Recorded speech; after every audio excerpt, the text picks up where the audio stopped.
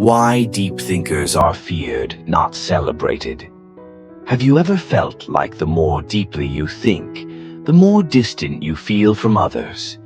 Like every layer of understanding you uncover somehow pushes you further from the people around you.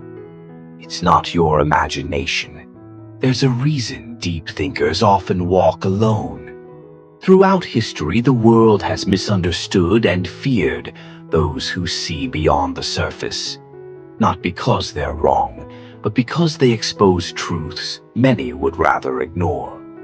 From philosophers to scientists, those who ask uncomfortable questions have rarely been welcomed with open arms.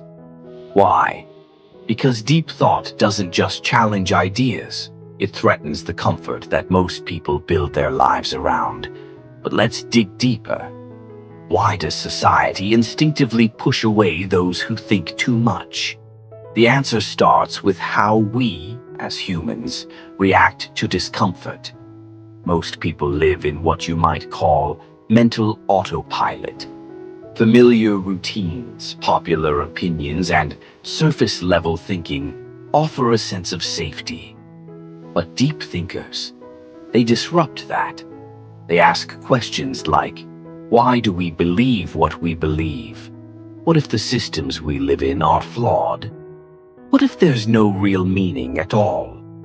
These aren't easy questions, and most people don't want to face them. Because facing them means confronting the possibility that life isn't as simple or secure as we pretend it is. There's a psychological term for this discomfort: cognitive dissonance. It's the mental tension we feel when our beliefs are challenged. And deep thinkers? They generate a lot of that tension just by being themselves. Even worse, they often do it without trying. Just by asking deeper questions or offering a different perspective, they can unintentionally shake the foundation of someone else's worldview. And when that happens, most people don't respond with curiosity. They respond with resistance. This is why deep thinkers are often misunderstood, ignored, or even disliked. Not because they're arrogant, but because they unknowingly act as mirrors, reflecting back the limitations, insecurities, and contradictions of those around them. Imagine you're in a room full of people laughing at a joke. Everyone seems to enjoy it, except you. You see the joke for what it really is.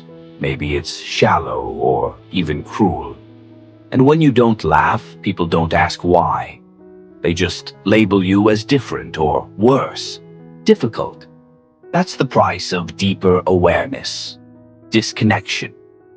Now here's where it gets even more interesting. Psychologists have found that people are more comfortable around those who make them feel good, not necessarily those who speak the truth. In fact, confidence often outweighs intellect in social acceptance.